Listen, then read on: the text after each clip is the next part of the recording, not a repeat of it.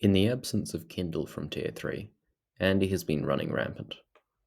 Some think he is unstoppable, but they do not understand who the true terror hidden in Tier 3 really is. You may think of Koal as a bad adder, someone who's generally considered to be an aggro CO. But do not underestimate the destruction on the Trail of Woe.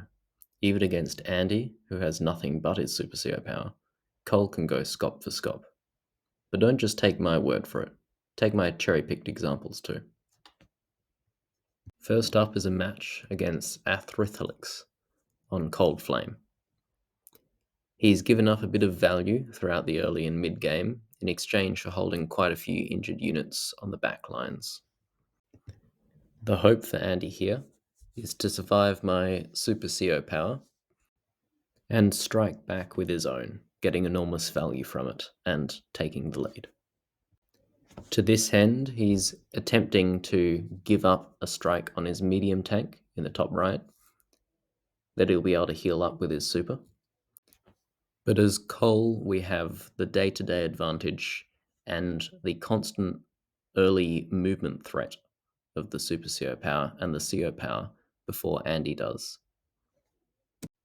This results in being up income during the stall, so I continue to sacrifice low HP infantry to maintain this position. Once Andy is within reach of his Super CO power, he is unable to continue to withstand the pressure, and he goes in with Scop first. But now he's just where we want him, and with an activation of Trail of Woe, we can sweep through his back lines, clearing up much of what he was hoping to protect earlier, and hoping to get value healing off. But now without his Super CO power, and in a rather exposed position, Andy is lost. Our next match is against Captain Johnson on Profound Recollection. We both go for a fairly aggressive imp forward capture opening, and I attempt to counter his with a recon. This starts me off to a pretty solid advantage. However, he finds a tank roll here that he can block after. Now this may not look like a tank roll, may not look like you can roll a one-shot KO at all, but when you consider the chip damage the 5 HP inf has already taken, you can.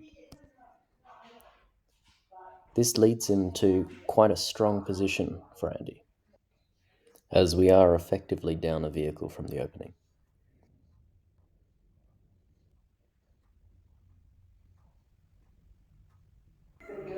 This leads to an income advantage for Andy. However, we don't need to fully stall, as we do have the CO power threat far before Andy can threaten anything with his.